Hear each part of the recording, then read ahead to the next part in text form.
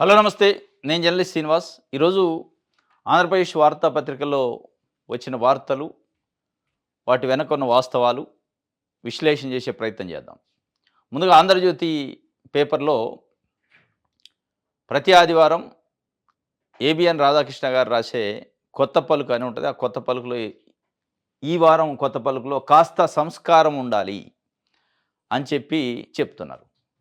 ఆ సంస్కారం దేనికోసం అంటే ఏదన్నా రాజకీయ విషయం ఆంధ్రప్రదేశ్‌లో జరిగే రాజకీయ విషయాలపైన ఉన్న ప్రభుత్వం పైన ప్రశ్నించొద్దు. ప్రభుత్వాన్ని ప్రశ్నిస్తే సంస్కారం లేనట్టు, ప్రభుత్వాన్ని నిలదీస్తే సంస్కారం లేనట్టు, ప్రభుత్వం చేసే పనులపైన అనుమానాలు వ్యక్తం చేస్తే సంస్కారం లేనట్లు అర్థం వచ్చేలాగా రాశారు. ప్రభుత్వం ఏది చేసినా తల ఊపాలి, భజన చేయాలి అని చెప్పి. అని ఒక ఒక జర్నలిస్ట్‌గా, ఒక పత్రికాధిపతిగా ప్రశ్నించడమే తప్పన్నట్టు, ప్రశ్నిస్తే సంస్కారం లేనట్టు, అది ఏ విషయంలో అంటే ఏ విషయంలోనైనా. మరి ముఖ్యంగా ఆంధ్రప్రదేశ్‌లో జరుగుతుందట. పేటీఎం బ్యాచ్ అని ఉందట మీడియాలో. ఈ పేటీఎం బ్యాచ్ విమర్శిస్తూ ఉంటది ప్రతి విషయాన్ని. బిల్ గేట్స్ ఆంధ్రప్రదేశ్‌కి వచ్చిన విషయాన్ని కూడా చంద్రబాబు నాయుడు గారు చాలా శ్రమ కోర్చి తీసుకొచ్చారట. చంద్రబాబు నాయుడు గారు ఉండబట్టి వచ్చిండట. దేశంలో ఎవరి వల్ల రారట. అంటే మీకు ఒకవేళ చంద్రబాబు నాయుడు గారు నచ్చి మెచ్చితే మెచ్చొచ్చు గానీ, చంద్రబాబు నాయుడు గారు చేసే పరిపాలన విమర్శించడమో, పరిపాలన పైన ప్రశ్నించడమో, చంద్రబాబు నాయుడు గారు చేసే పనులను ప్రశ్నించడం తప్పు. అది పేటీఎం బ్యాచ్ ప్రశ్నిస్తే అంటే, అంటే మరి మీరు భజన చేస్తే మరి మీదేంటిది? అది సంస్కారం కాకపోతే, అది అసంస్కారం అయితే ప్రశ్నించటం. మీరు చేస్తున్నదేంటి? మీరు ప్రశంసించి భజన చేస్తే అది సంస్కారమా? అనేది ఈరోజు ఆంధ్రప్రదేశ్‌లో చర్చ జరుగుతుంది. వారు రాసిన మాటల్లో బిల్ గేట్స్ పైన, సరే బిల్ గేట్స్ వచ్చిండు. బిల్ గేట్స్ ఫౌండేషన్‌కి సంబంధించి ఇక్కడ కొంత సహకారం ఇవ్వాలని ఒకళ్ళు వచ్చి ఉంటే సంతోషమే. ఏమైనా సహకారం ఇచ్చి ఉంటే అది చెప్తే సంతోషమే. మరి ఆయన వచ్చిండు, ఏం సహకారం ఇచ్చిండు, ఏ విషయాలలో ఒప్పందం జరిగిందో ఎక్కడ చెప్పలే. ఆయన వచ్చినందుకు వైఎస్ఆర్‌సీపీ అట, వైఎస్ఆర్‌సీపీ కోసం పనిచేస్తున్న పేటీఎం బ్యాచ్ మీడియా ఉందట. ఆ మీడియా పెద్ద ఎత్తున విమర్శించిందట. విమర్శించడం, ప్రశ్నించడం తప్పు అని చెప్తున్నారు.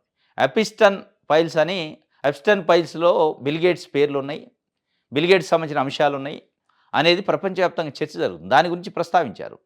ఎప్స్టన్ ఫైల్స్‌లో ఉన్న వ్యక్తి లైంగిక వేధింపుల ఆరోపణలున్నాయి ఆయన పైన.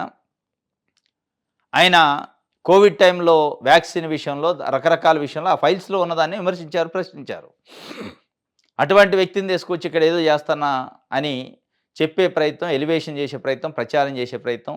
ఆయనొచ్చి ప్రశంసిస్తే ఆ ప్రశంసలతోనే ప్రజలు కూడా ప్రశంసించాలని ఒక ఎలివేషన్ చెప్పుకునే ప్రయత్నం చేశారు. ఇది తప్పు అని చెప్పి కొంతమంది జర్నలిస్టులు విమర్శించిన మాట వాస్తవం. విమర్శించడం, ప్రశ్నించడం తప్పు.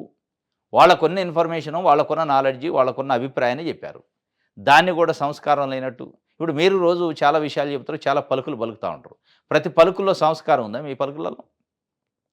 అంటే మీరు పలికితే సంస్కారం లేనట?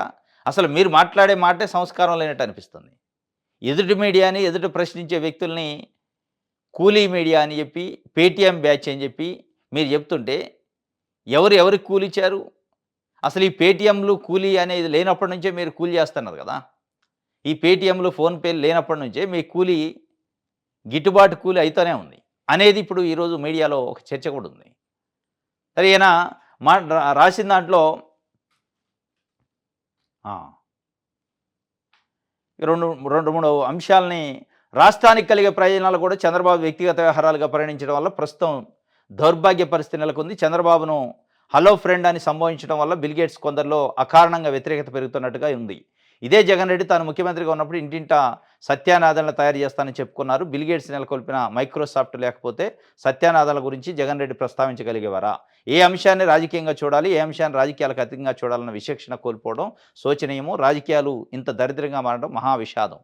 మీకు ఎక్కడ లేని దరిద్రం, విషాదాలు అన్నీ వస్తాయి చంద్రబాబు నాయుడు గారిని ఎవరైనా విమర్శిస్తే అనేది ఇప్పుడు చర్చ. నైతిక విలువల గురించి చెప్పారు. జగన్మోహన్ రెడ్డి గురించి చెప్పారు. మీ ఇంటెన్షన్ అంతా ఏంది? జగన్మోహన్ రెడ్డి గురించి విమర్శించాలి, చంద్రబాబు నాయుడు గారిని పొగడాలి.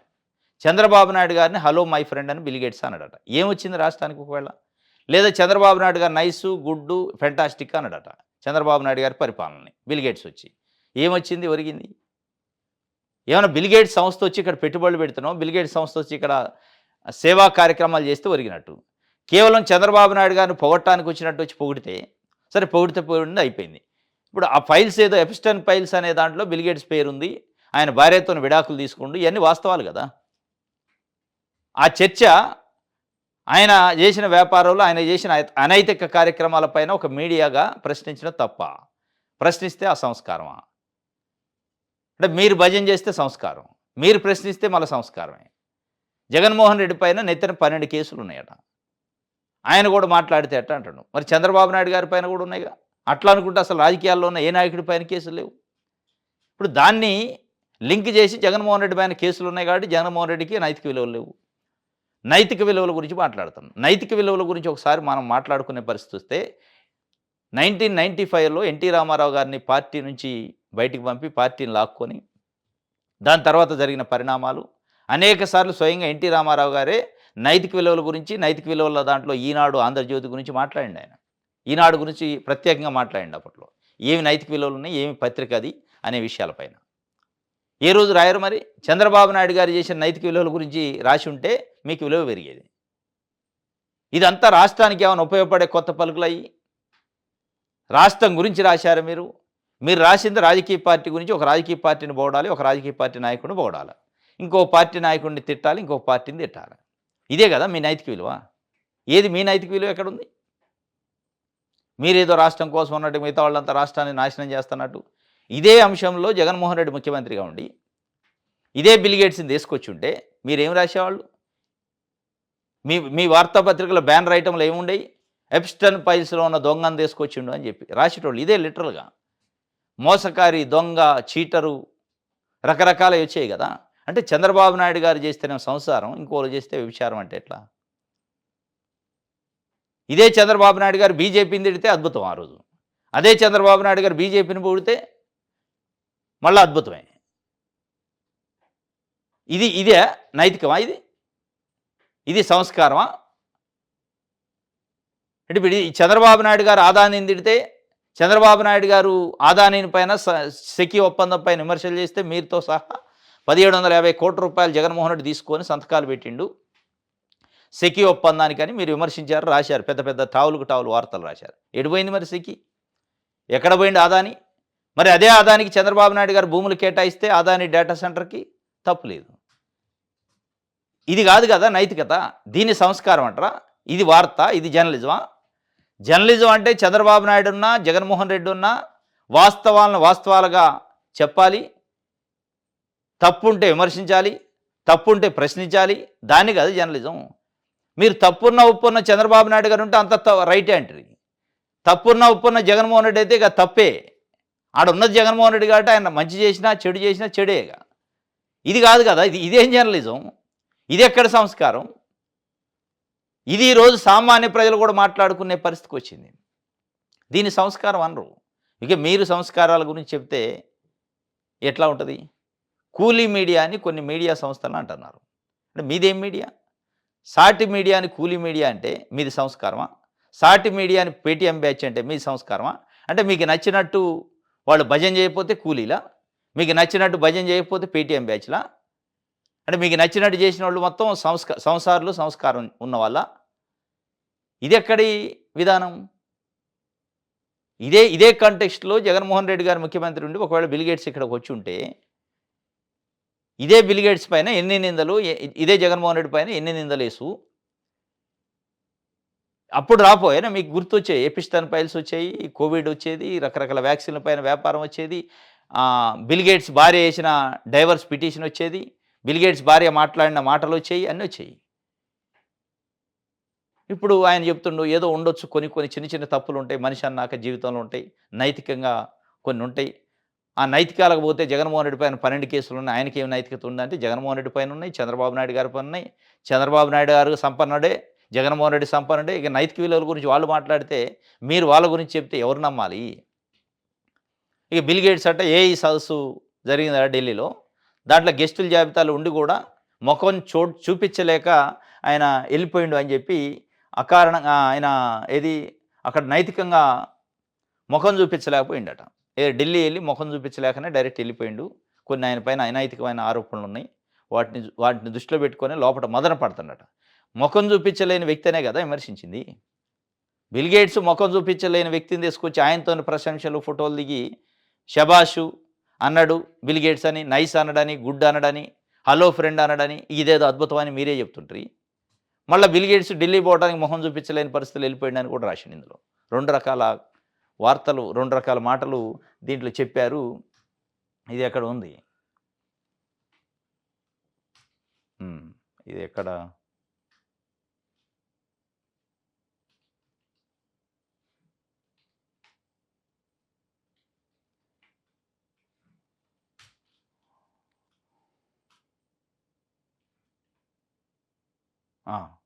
ఇగో ఈ కార్ ఇక్కడెక్కడ ఇచ్చిండంటే ఇది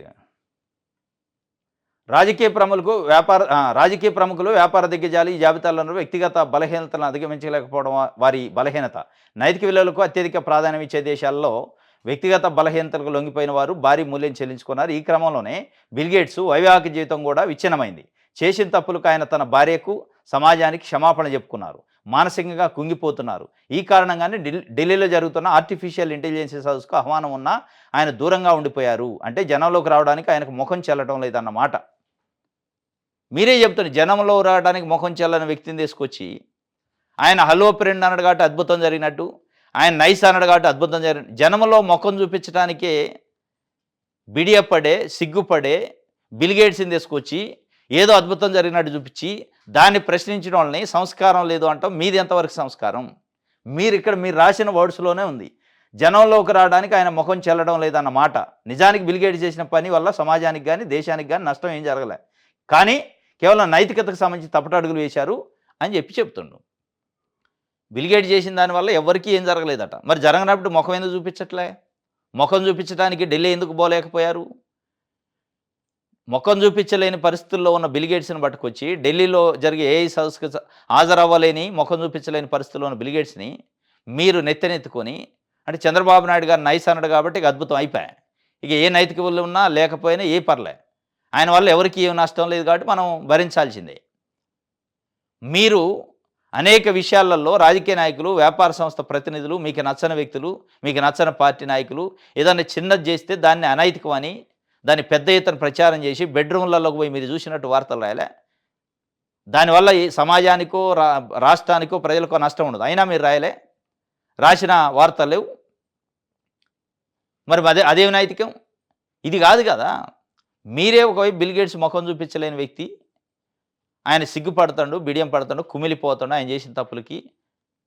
ఆయన కుటుంబం విచ్ఛిన్నమైంది ఆయన చేసిన తప్పిదాల వల్ల.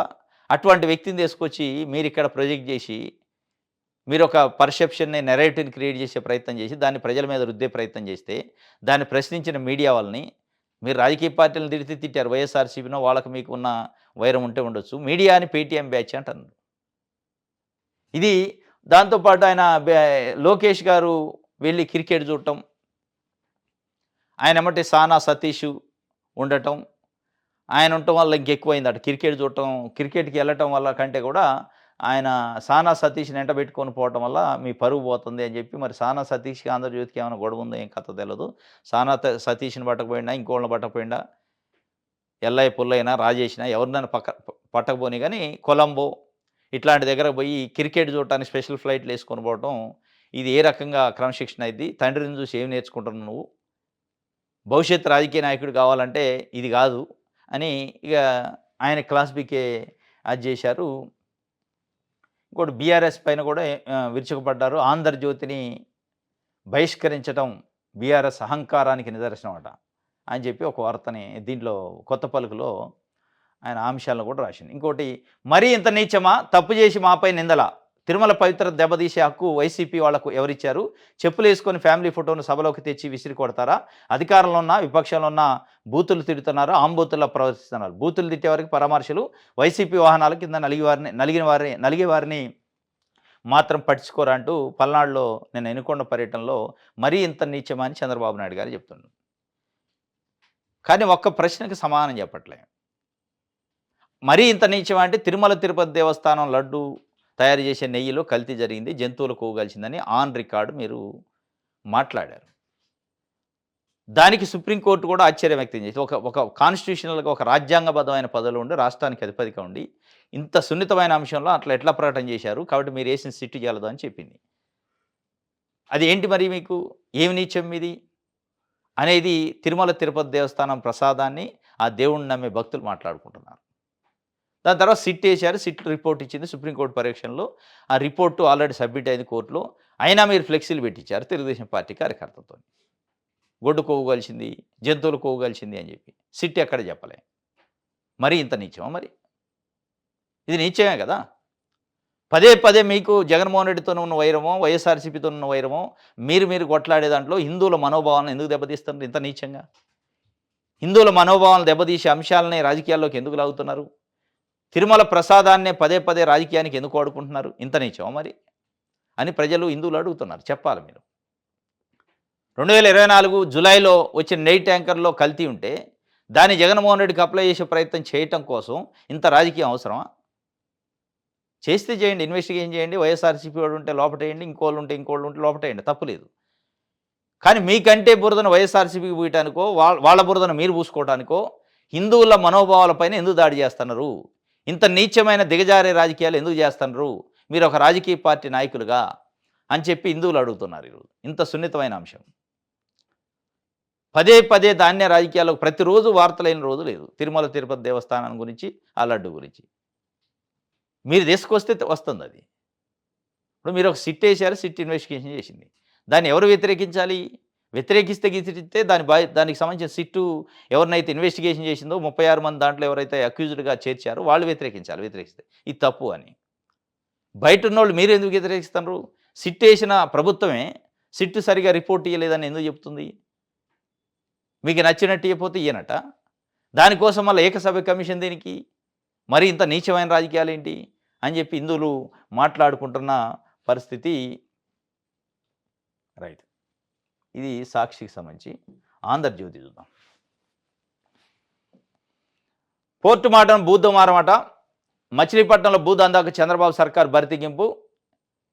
అవసరం లేకుండా 6,408 ఎకరాల సేకరణ స్కెచ్. పప్పు బెల్లాల బినామీలకు కట్టబెట్టే కుతంత్రం. ఇద్దరు ఉన్నతాధికారులతో సమాలోచనలు దిశానిర్దేశం.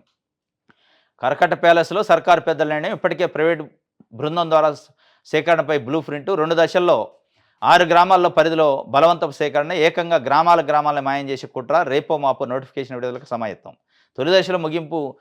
తొలి దశలో మంగెనపూడి, తవిసిపూడి, గోపినిపాలెంలో 4,168 ఎకరాలు. రెండో దశలో కొత్తపూడి, పొట్లపాలెం, గోకవరంలో 2,239 ఎకరాలు. ఇబ్బందులు ఎదురవ్వకుండా చూసుకోవాలని సూచన. ప్రశ్నించే వారిని ముందే గుర్తించి చర్యలు తీసుకోవాలని హెచ్చరిక. అసలు భూసేకరణ ఎందుకు అర్థం కావట్లేదు అంటున్న అధికార వర్గాలు. పోర్టు కోసం అయితే ఇప్పటికే సరిపడ భూ ఉంది. పోర్టు మాటను భూ దుమారం లేచిందట. మచిలీపట్నంలో 6,408 ఎకరాలు. ఒక ప్రైవేట్ టీం దిగిందట అక్కడ. ప్రైవేట్ టీం దిగి మొత్తం సర్వే చేస్తుందట. ఏ ఊర్లో ఎంతెంత భూమి కావాలని చెప్పి. అసలు ఆ భూమి దేనికి? ప్రైవేట్ కంపెనీయా, పబ్లిక్ కంపెనీకా, ప్రభుత్వానికా, పోర్టుకే అంటే ఎవరు చెప్పరట. ఆ భూ సేకరణ కోసం చేసే ప్రయత్నంలో వాళ్ళు చేస్తున్న సర్వేలో ఎక్కడన్నా అడ్డంకులు వస్తే, ఎవరన్నా ప్రశ్నించేటోళ్ళు ఉంటే, నిలదీసేటోళ్ళు ఉంటే వాళ్ళని గుర్తించండి. గుర్తించి ప్రభుత్వ పరంగాన, పోలీసు పరంగాన బెదిరించడమా, నయానా భయానా లొంగ తీసుకోవటమా, ఏదో ఒకటి చేసి ఇష్యూ కాకుండా చూసుకొని సేకరించండి అని అడగారు. ఈ సేకరణ దేనికి? ఇప్పటికే ఆంధ్రప్రదేశ్లో భూ సంతర్పణ పారిశ్రామికవేత్తలు జరుగుతుందనే ఒక విమర్శ ఉంది. మళ్ళీ ఇప్పుడు మచిలీపట్నంలో ఈ భూదందా దేనికోసం? ప్రభుత్వం నిజంగానే ప్రజలకు ఉపయోగపడే ఏదన్నా కంపెనీ పెడుతున్నో, ఇండస్ట్రీ పెడుతున్నో తప్పులేదు. ప్రభుత్వానికి ట్రాన్స్పరెన్సీ ఉన్నప్పుడు, ప్రభుత్వం నిజంగా భూసేకరణ ప్రజల కోసమే చేస్తే, రాష్ట్రం కోసమే చేస్తే, ఈ ప్రైవేటు వ్యక్తులు వచ్చి ముందే సర్వే చేయాల్సిన అవసరం ఏముంటుంది? ప్రభుత్వ యంత్రాంగంలో కలెక్టరో, ఆర్డీఓ, ఎంఆర్ఓనో, లేదా ఇండస్ట్రియల్ ఇన్ఫ్రాస్ట్రక్చర్ డెవలప్మెంట్ కార్పొరేషన్ వాళ్ళ అధికారులు వచ్చి సర్వే చేయాలి. ప్రైవేటు ముఠా రావటం వెనక అర్థం ఏంటి? ఈ ప్రైవేటు ముఠా వచ్చి సర్వే చేస్తుందంటే ఎవరి ప్రయోజనాల కోసం మీరు కరకట్ట ప్యాలెస్లో కూర్చొని స్కెచ్ చేసి డిజైన్ చేశారు? ప్రైవేటు వ్యక్తులకు ఉపయోగపడేది కాకపోతే, ప్రభుత్వానికో లేదా ప్రజలకో, రాష్ట్రానికి ఉపయోగపడేదైతే దానిపైన ఒక చర్చ ఉండాలి కదా. పబ్లిక్ ఒపీనియన్ తీసుకోవాలి కదా. ప్రజాభిప్రాయ సేకరణ చేయకుండా భూ సేకరణ చట్టం ప్రకారం సేకరణ చేయటం చట్టవిరుద్ధం. దట్టు అది కూడా ప్రజలకు ఉపయోగపడేది, ప్రజా ఉపయోగానికి అయితే కూడా. ఇది ప్రజలకు ఉపయోగమా, ప్రైవేటు వ్యక్తులకు ఉపయోగమా తెలవని పరిస్థితుల్లో ప్రైవేటు వ్యక్తులు వచ్చి ఒక ప్రైవేటు మాఫియా లెక్క దిగి సర్వే చేయటం, ప్రశ్నించే వ్యక్తులను లిస్ట్ అవుట్ చేయటం, గ్రామాల మాయం చేసే ప్రయత్నం చేయటం, ఇది దేనికోసం, ఎవరి కోసం, ఎందుకోసం? ఇది ప్రభుత్వం సమాధానం చెప్పాల్సిన ప్రశ్న. ఇది చెప్పిన తర్వాత ముందుకు పోవాలి. వాస్తవం ఇప్పటికే అమరావతి పేరుతోని దాదాపు వేల ఎకరాల భూములు సమీకరించి దాన్ని ప్రైవేట్ వ్యక్తులకు కట్టబెడుతున్నారు. సరే అక్కడంటే జస్టిఫికేషను కంపెనీలు వస్తున్నాయి, హాస్పిటల్స్ వస్తున్నాయి, ఇండస్ట్రీస్ వస్తున్నాయి అని చెప్తున్నారు. ఇక్కడ దేనికోసం? నిజంగా ప్రజలది ప్రభుత్వం దృష్టిలో ప్రజల కోసమే అయితే ప్రజలకు చెప్పండి, తప్పేముంది? ఇది ఇప్పుడు చర్చ ఏందంటే అసలు ఎందుకు ఈ భూమి, ఎవరి కోసం? ఎవరికో కట్టబెట్టడానికి ప్రయత్నం చేస్తుందా ప్రభుత్వం? ఈ కట్టబెట్టే వ్యక్తులు ఎవరు? దీని వెనకున్న ప్రయోజనం ఏంటి? ఇది పెద్ద ఎత్తున చర్చ జరుగుతుంది. దీన్ని సమాధానం చెప్పాల్సిన అవసరం ఆ ప్రాంతానికి సంబంధించిన రాజకీయ నాయకులకి, అధికార పార్టీకి ముఖ్యంగా ఉంది. ముఖ్యమంత్రి దీనిపైన స్పందించాలి. ఇది ఒక వార్త అయితే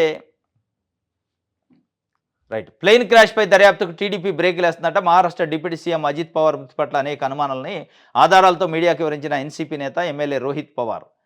ఇది విఎస్ఆర్ అనే సంస్థకు సంబంధించిన విమానం ప్రమాదంలో, ప్లేన్ ప్రమాదంలో మహారాష్ట్ర డిప్యూటీ సీఎం అజిత్ పవార్ మృతి చెందిండు. సరే ఇది దాంట్లో నిజాలేమున్నాయి అనేది కొద్దిసేపు మనకి ఇంకా తెలియదు, కానీ ఇన్వెస్టిగేషన్ చేయాలని వాళ్ళ పార్టీకి ఎన్సీపీకి సంబంధించిన ఆయన మేనల్లుడు రోహిత్ పవారు డిమాండ్ చేసిండు. ఎందుకు అంటే ఆ విఎస్ఆర్ అనే విమానయాన సంస్థతోని తెలుగుదేశం పార్టీ నాయకులకి సన్నిహిత సంబంధాలు ఉన్నాయి. వాళ్ళు చేసే అనేక ఈవెంట్స్కి తెలుగుదేశం పార్టీలోని ముఖ్య నాయకులు అటెండ్ అవుతూ ఉంటారు. మరి ముఖ్యంగా పౌర విమానయాన శాఖ మంత్రి రామ్మోహన్ నాయుడికి వాళ్ళకి చాలా వ్యక్తిగత సంబంధాలు ఉన్నాయి. ఆ సంబంధాలు ఉన్నాయి కాబట్టి ఆయన కొద్దిసేపు పక్కన పెట్టండి, ఈ ఇన్వెస్టిగేషన్ అయ్యే వరకు ఆయన రైల్వే శాఖ పౌర విమానయాన శాఖ మంత్రిగా తప్పించండి అని చెప్పి ఆయన డిమాండ్ చేశారు. దట్టు ఈ ప్లెయిన్ క్రాష్ అయిన వెంటనే రామ్మోహన్ నాయుడు ఒక ప్రకటన చేసిండట, దీంట్లో విఎస్ఆర్ తప్పిదం లేదు అని. అంత వెనకేసుకాల్సి రావాల్సిన అవసరం ఏంటి? ఇన్వెస్టిగేషన్ చేయగలికి తప్పు లేదని ఎట తెలిసింది? ఆ తప్పు లేదని మీరు ప్రకటించాల్సిన అవసరమే వచ్చింది అనే అనుమానాలు వాళ్ళు వ్యక్తం చేస్తున్నారు. మరి దీన్ని దృష్టిలో పెట్టుకొని నరేంద్ర మోడీ గారు ఆయన ఏమైనా పక్కన పెడతారా, పెట్టే అవకాశం ఉందో చూడాలి. ఎన్నికల్లో పారదర్శకతకు పాత్ర. ఏపీలో అర్ధరాత్రి నుంచి నిమిషానికి 3 ఓట్లు ఎవరికి పడ్డాయో తెలియడం లేదు. హిందూయేతరుల పౌరసత్వాన్ని చంపడం ఎస్ఐఆర్. ప్రజలు మేల్కోలేకపోతే ముప్పు తప్పదు. రాజకీయ, సామాజిక, ఆర్థికవేత్తలు పరకాల ప్రభాకర్ నిన్న ఒక సమావేశంలో మాట్లాడుతూ చెప్పిండు, ఎన్నికల్లో ట్రాన్స్పరెన్సీకి పాత్ర వేశారు, పారదర్శకతకు పాత్ర వేశారు. ఏపీలో అర్ధరాత్రి నుంచి నిమిషానికి 3 ఓట్లు ఎట్లా పడ్డాయి, ఎవరికి పడ్డాయి, ఈ అంశాలను నిజంగానే ప్రజలు గమనించకపోతే, ప్రజలు చైతన్యం కాకపోతే చాలా ప్రజాస్వామ్యానికి ప్రమాదం ఉంది అని చెప్పి ఆయన పదే చెప్తుండు. నిన్న మళ్ళీ అదే చెప్పిండు. దానికి సంబంధించి అయినా కానీ ఎన్నికల కమిషన్కి ఉత్తరం రాసిండు ఆయన. మీరు ఇచ్చిన డేటా ప్రకారం ఈ అనుమానాలు ఉన్నాయని, అనుమానాలు నివృత్తి చేయట్లేదు ఎన్నికల కమిషన్, స్పందించట్లేదట. ఎన్నికల కమిషన్ నిజంగానే ఎన్నికల కమిషన్ వైపు నుంచి ట్రాన్స్పరెన్సీ ఒకళ్ళు ఉంటే, పారదర్శకత ఉంటే ఎవరిని ఇవ్వాలి. మీరు రాసిన లేఖలో ఈ అంశానికి ఇది సమాధానం, ఈ అంశానికి ఇది సమాధానం అని చెప్పాలి. లేదా ఆయన పిలుచుకొని అయినా ఎవరైనా ఇచ్చే ప్రయత్నం చేయాలి. అసలు ఏది లేదు. చెవిటోడు ముందు శంఖ ఊదినట్టు అయింది. ఇది సాక్షికి సంబంధించి ఆంధ్రప్రదేశ్. దోషులను రోడ్డు మీద నిలబెడతాం. వైసీపీ చెత్త రాజకీయాలు, బూతుల సంస్కృతి. కల్తీనే వ్యవహారాలు తప్పించుకునేందుకే హెరిటేజ్పై బురద. అధికారంలో ఉన్నా లేకపోయినా అదే తీరు. మండలిలో అదే ధోరణి. వెంకటేశ్వర ఫోటోలతో అపచారం. రాష్ట్రాన్ని కాపాడుకోవడానికి ప్రజలు కలిసి రావాలి. ఎక్కడ రావాలి? కూటమి వచ్చాకే టీటీడీ ప్రక్షాళన. రాష్ట్రాన్ని కాపాడుకోవడానికి ప్రజలు కలిసి రావాలి. కలిసి వచ్చే కదా మీకు అధికారం ఇచ్చింది. ఇంకా మళ్ళీ వాళ్ళు ఇది కాపాడేది మీరు కాపాడాల్సింది. రాష్ట్రాన్ని కాపాడాల్సిన ముఖ్యమంత్రి ప్లేస్లో మీరున్నారు అనేది ప్రజలు అడుగుతున్నారు. దోషుల్ని రోడ్డు మీద నిలబెడతారు. రోడ్డు మీద కాదు నిలబెట్టాల్సింది, జైల్లో పెట్టాలి. నిజంగానే మీరు దోషుల్ని శిక్షించాలంటే జైల్లో పెట్టాలి. రోడ్డు మీద నిలబెట్టే పద్ధతి అంటే దాన్ని జస్ట్ ఒక బట్టగాల్చి మీదేసే కార్యక్రమం అనే ఏది కల్తీనే విషయంలో దోషుల్ని రోడ్డు మీద నిలబెడతాను. అసలు దోషి ఎవరు? దోషి ఎవరు? మాట్లాడేది ఎవరు? మాట్లాడాల్సింది ఎవరు? దోషి ఎవరు తెలియకుండా ఒక అయోమయాన్ని క్రియేట్ చేశారు మీరు. దోషుల్ని వెనకేసుకునే కార్యక్రమాలు ఎక్కువ ఉంది మీ ప్రకటనలు అనేది ప్రజల్లో ఒక చర్చ. ఇప్పుడు సిట్టు అని ఒకటి వేశారు, సిట్ రిపోర్ట్ వచ్చింది. సిట్ పైన ట్రయల్ నడుస్తుంది కోర్టులో. మళ్ళీ మీరు ఏకసభ్య కమిషన్ అని ఒక కమిషన్ వేశారు. దోషి ఎవరు? ఇప్పుడు దోషులను ఎట్లా శిక్షిస్తారు? ఏ దోషిని శిక్షించడానికి సిట్ వేశారు? ఇప్పుడు ఏ దోషులను శిక్షించడానికి వన్ మ్యాన్ కమిషన్ ఏశారు. అసలు సిట్‌ని మీరు నమ్ముతున్నారా లేదా? సిట్ రిపోర్ట్‌ని. సిట్ పైన నమ్మకం ఉందా లేదా? లేకపోతే ఎందుకు లేదు? ఇప్పుడు సిబిఐ ఏసిన సిట్‌కే నమ్మకం లేకపోతే వన్ మ్యాన్ కమిషన్ ఎట్లా నమ్మాలా? అసలు మీరేసిన సిట్‌నే సుప్రీంకోర్టు కన్సిడర్ చేయకుండా దాని వెనక దురుద్దేశాలున్నాయనే ఉద్దేశంతోనే దాన్ని రద్దు చేసి కొత్తగా వాళ్ళు సిట్ ఏశారు. సుప్రీంకోర్టు పర్యవేక్షణలో సిబిఐ చేత. ఇక మీరేసే వన్ మ్యాన్ కమిషన్‌కి ఏముంది? ఏ దోషులను కాపాడటానికి వన్ మ్యాన్ కమిషన్ ఏశారు? ఏ దోషులను రోడ్డు మీద నిలబెడతారు? అనేది కదా ఇప్పుడు చర్చ. ఇక మేము దోషుల్ని రోడ్డు మీద నిలబెడతాం అని చెప్పి అంటుండు. ఆ రోడ్డు మీద నిలబెట్టి ఏ దోషులు నిజమైన దోషులనే మీరు ముద్దరేసే దోషులనే అనేది ఇక్కడ ఒక చర్చ నడుస్తుంది. రాష్ట్రాన్ని కాపాడుకోవడానికి ప్రజలు కలిసి రావాలట.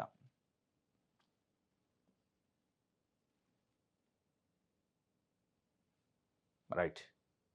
ఈనాడు చూద్దాం.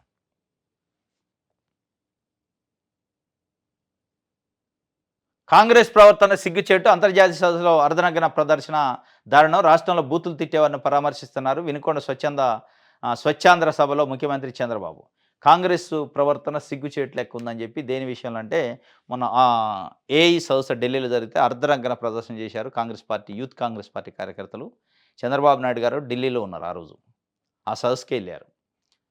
వాళ్ళు యూఎస్ ఇండియా ట్రేడ్ డీల్కి సంబంధించి నిరసన వ్యక్తం చేసే కార్యక్రమంలో అక్కడికి అన్ని దేశాల వాళ్ళు వస్తారు కాబట్టి యూఎస్కి ఇండియాకు ఉన్న ట్రేడ్ డీల్ పైన నిరసన వ్యక్తం చేశారు. దాన్ని తప్పుపట్టారు. దాన్ని చాలామంది తప్పుపట్టారు. అది వాస్తవం కూడా. ఎందుకంటే ఆ సందర్భంలో నిరసనలు వేరే దగ్గర చేసుకోవచ్చు. అనేక ప్లాట్ఫామ్స్ ఉంటాయి నిరసన వ్యక్తం చేయడానికి. ఇక అదే నిరసనలతో పరిష్కారాలు కావు కదా. 65 దేశాలలో వచ్చినా 165 దేశాలలో వచ్చినా వాళ్ళు కాదు కదా పరిష్కరించేది. ఇక్కడ మన దేశానికి సంబంధించిన సమస్య. మన దేశ ప్రభుత్వం పైన మీరు నిరసన వ్యక్తం చేయాల్సింది. వాళ్ళ ముందు చేయాల్సిన అవసరంలో వాస్తవంగా అనేది ఒక చర్చ నడుస్తుంది. అది చేయొచ్చా చేయలేదా అది వేరే విషయం. అది ఒక చర్చ నడుస్తుంటేనే వాళ్ళు ఇది నడుస్తుంది. మిగతా రాజకీయ పార్టీలు బీజేపీ స్పందించింది. ఇది తప్పు, ఇది ఇట్లా అది అట్లా అని చెప్పి వాళ్ళు దేశం పరువును తీశారు ఇట్లా అని బీజేపీ చెప్పింది. దాని తర్వాత చంద్రబాబు నాయుడు గారు ఎన్డీఏ కూటమిలో ప్రధాన భాగస్వామ్య పక్షం. వారు కూడా ఏఐ సదస్సుకు హాజరయ్యారు. అదే సందర్భంలో అదే రోజు ఈ నిరసన వ్యక్తం చేశారు. అక్కడెక్కడ స్పందించలే ఆయన. ఇది తప్పు అనలే ఒప్పు అనలే. సైలెంట్‌గా వచ్చారు. వచ్చిన తర్వాత ఆంధ్రప్రదేశ్‌లో నిన్న స్పందించారు. మరి ఆ రోజు స్పందించకుండా నిన్నెందుకు స్పందించారు?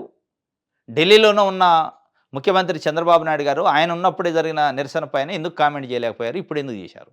అనేది ఒక ప్రశ్న వేసుకుంటే జగన్మోహన్ రెడ్డి స్పందించిండు. నేను ఎక్స్‌లో పోస్ట్ చేసిండు. కాంగ్రెస్ పార్టీ చేసిన నిరసన కార్యక్రమం అవమానకరం, దేశాన్ని అవమానించే విధంగా ఉంది. ఇది మంచి పద్ధతి కాదని ఆయన విమర్శించిండు. ఆ విమర్శించిన వెంటనే ఈయన లైన్‌లోకి వచ్చిండు. ఎక్కడ బీజేపీకి దగ్గర అవుతారు, ఎక్కడ బీజేపీ దగ్గర మార్కులు కొట్టేస్తారు అని చంద్రబాబు నాయుడు గారు, జగన్మోహన్ రెడ్డి గారు ఇద్దరు కలిసి ఢిల్లీలో ఉన్న బీజేపీ అధిష్టానానికి ఒకళ్ళ కంటే ఒకళ్ళు పోటీలు పడి పొగడ్తలు పొగుడుతున్నారు. నిరసన కార్యక్రమం కాదు, అనేక విషయాలలో. అది నిన్న బయటపడింది. చంద్రబాబు నాయుడు గారు సైలెంట్‌గా ఉన్నోడల్లా జగన్మోహన్ రెడ్డి మాట్లాడిండు కాబట్టి అడ్వాంటేజ్ అవుతుంది కాబట్టి వెంటనే నేను మాట్లాడాలా అని చెప్పి లోకేష్ గారు, చంద్రబాబు నాయుడు గారు స్పందించారు. సరే జగన్మోహన్ రెడ్డి స్టాండ్ మార్చకుండా బీజేపీకి దగ్గర అవుతుండా ఇదంతా ఒక చర్చ వేరే ఉంది. ఇప్పటికే తెలుగుదేశం పార్టీలో అనుమానాలు ఉన్నాయి. బీజేపీతో లైజన్ ఉండు, బీజేపీలో ఉన్న అగ్రనాయకులు జగన్మోహన్ రెడ్డికి ఆశీస్సులు ఉన్నాయి, జగన్మోహన్ రెడ్డితోని లైజన్ మెయింటైన్ చేస్తున్నారు అనే అనుమానాలు పెద్ద ఎత్తున తెలుగుదేశం పార్టీకి మీడియాకు ఉన్నాయి. ఆ అనుమానాలు ఉంటూనే వాళ్ళు అందుకే కాస్త రాహుల్ గాంధీతోనో కాంగ్రెస్ పార్టీనో కటువుగా మాట్లాడుకుంటున్నారు. రాహుల్ గాంధీ కూడా దేశవ్యాప్తంగా ఓటు చోరీ పైన ఈవీఎంల పైన మాట్లాడుతున్నారు కానీ ఆంధ్రప్రదేశ్లో జరిగే అంశాలపైన మాట్లాడట్లేదు. ఇవన్నీ ఒక లోపట ఏదో జరుగుతుంది. తెలంగాణ ముఖ్యమంత్రి రేవంత్ రెడ్డితోని రేవంత్ రెడ్డి ద్వారాగా రాహుల్ గాంధీతో లైజిన్ ఉందనేది ఒక చర్చ.